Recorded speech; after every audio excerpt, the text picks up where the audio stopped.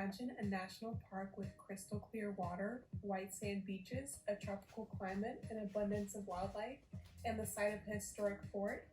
If you can't, let me introduce you to Dry Tortugas National Park. Dry Tortugas National Park is a collection of 7 islands off the coast of Florida. The 7 islands include Loggerhead, Garden, Bush, Long, East, Hospital, and Middle. They are between the Gulf of Mexico, the Western Caribbean Islands, and the Atlantic Ocean. Dry Tortugas is also home to Fort Jefferson, which is found on Garden Key. The area was designated as a park to preserve the island and marine ecosystems that surround the area. It was also designated as a park to preserve Fort Jefferson, surrounding shipwrecks, and to allow for public access. Dry Tortugas National Park is significant because it is a marine habitat for many endangered animals, including coral and birds. The 2 species of threatened coral are elkhorn and staghorn. Dry Tortugas National Park is also home to 5 species of sea turtles, like the hawksbill sea turtle, which are endangered or listed threatened under the Endangered Species Act of 1973. Although the park is not found on a convergent, divergent, or transform boundary, the formation of the islands is still very interesting. About 500 million years ago, an ancient reef was located off the coast of southern Florida. Sand shoals formed over the reef and allowed corals to grow. As they die, the skeletons harden and accumulate and form piles large enough to become islands. The spaces between the shoals were filled with different calcium carbonate organisms and plants.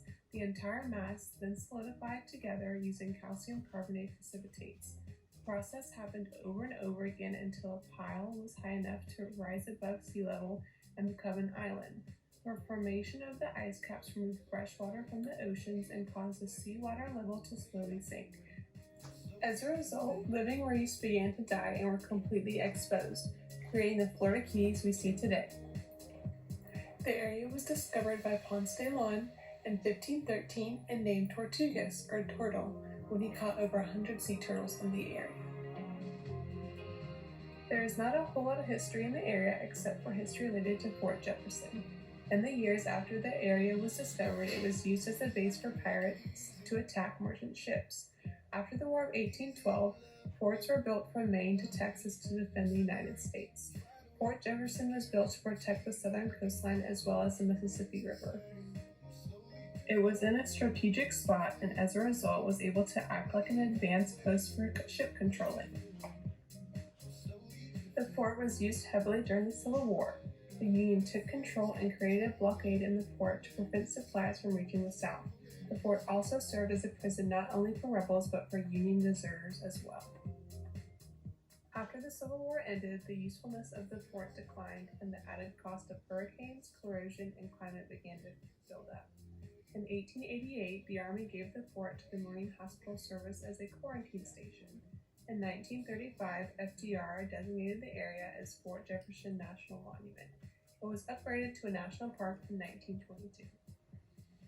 Preservation efforts are ongoing at the fort because of the area surrounded by saltwater, heat, and humidity. The biggest project at the fort is the preservation and removal of iron gates that kept the cannons hidden. These gates flung open when cannons were fired. The erosion of the iron gates have caused the surrounding bricks to crack, break off the walls, and fall into the water. The removal of these gates will help the brick walls stay intact and keep the fort standing for future generations. The crystal clear water, marine wildlife, and historic fort are not only the iconic and tangible features of the park, but are symbols for the area's history and value to the National Park Service.